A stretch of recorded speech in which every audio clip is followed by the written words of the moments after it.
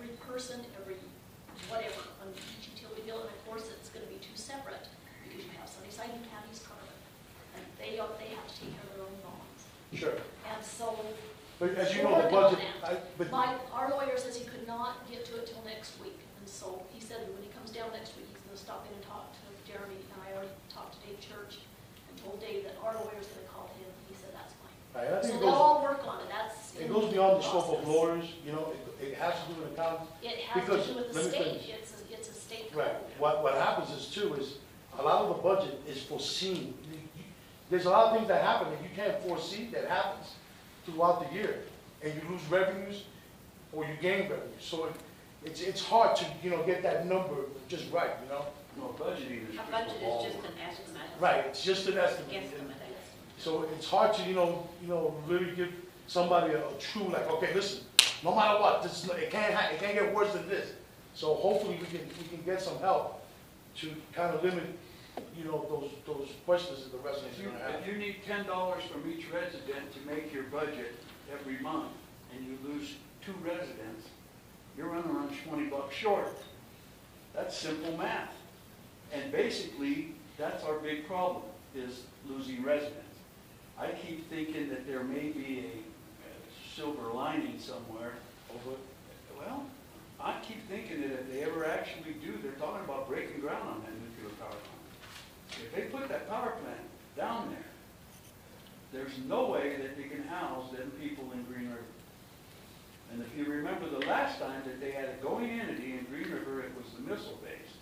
We had 64 families that lived in this area, Sunnyside, Dragonton, and Columbia, that worked at the missile base, myself included. It sounds like they're going to start getting some industry down there now. I believe. They're talking about that refineries, but either way, we have a long way to go here, and it's not going to be.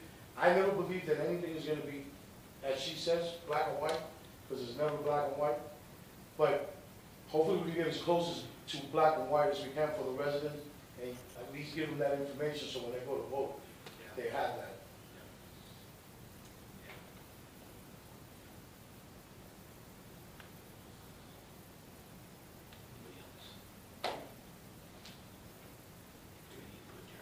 Sure. I visited with Seth, the new county clerk, and he's talked to the lieutenant governor's office.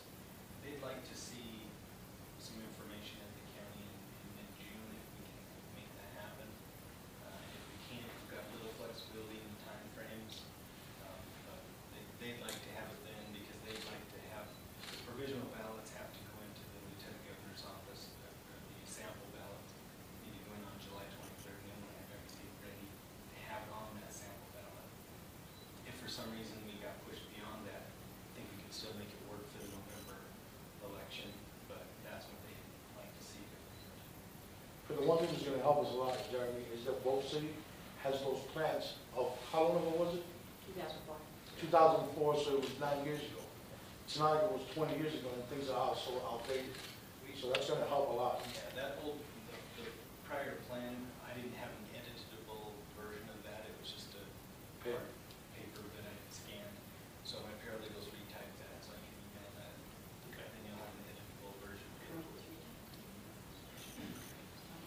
Jeremy, they brought up before that they can't find their copy, the signed copy of when we agreed to do 2/3 of the ambulance. Do you have a copy of that, or does Liz have it? I faxed it to Polly. Is it the sign? Oh, do you have that? Okay. I saw one last week. I think I have it in my file. Okay, So. yeah, I thought we did time then. You brought it up Yeah. today, tonight. Yeah, I haven't. I mean, I've got it blank, but I haven't seen it. Yeah, sign it to Polly.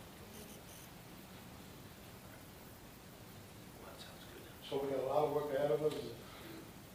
The only thing I ask is that none of us try to persuade or dissuade until we've got all the facts. Once we've got that, everybody has a right to their own opinion. But until we've got all the facts, it doesn't do any good for me or anybody else to go out and claim that there's some pixie dust available, when in reality that's not true. Nor do I want to throw water on a fire that's already out.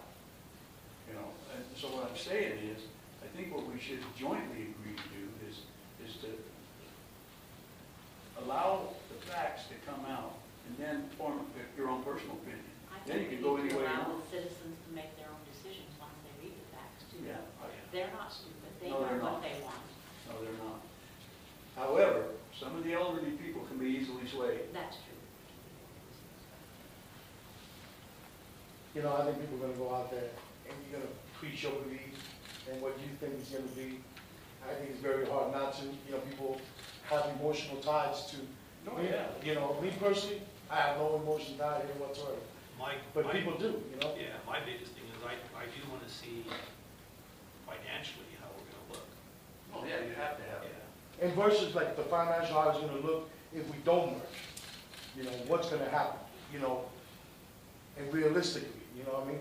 So, you know, it all, Jeremy, it all lies in this financial responsibility to the people that we have, and how do we get it out there in a time manner and in the correct information? Because, you know, not for nothing, but lawyers don't, not much about accountants, you know? They know a lot about law, but nothing about accounting. So we have to get some help, at least for the city of East Carbon, because we have so many, we're a lot bigger as far as our financial goals, and really tie everything together. So, you know, I'm gonna make some calls to the leagues of cities, and I think that they, in the state, they'll send us, what was the name of the guy that we had from the state before? He was so good that came down when we were, doing the reconciliation of all the loans. No, the accountants, no, not which, the accountant came down from the state. Remember his name, Chris? The little old man? Remember his name, the one that came down? I don't remember the Was it account. Richard Moon?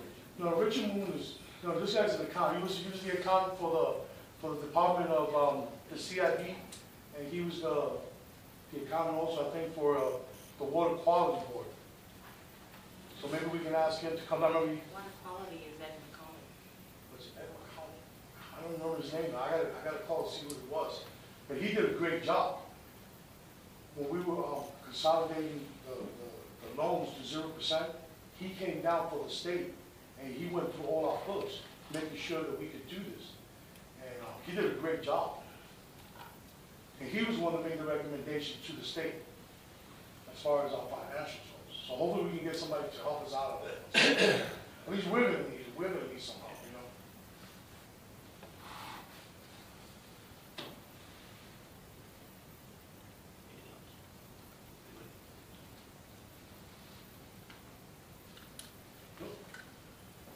I'll make a motion to adjourn. Motion second to adjourn, all in favor? Aye. Opposed? We are adjourned. 7:40. What's up, Philip? How you doing? Good. Still working on the house? Every day. Every day. Painting all day. What is, you got a spray? I probably got paint all over my head. It looks nice and shiny. They clean this, baby.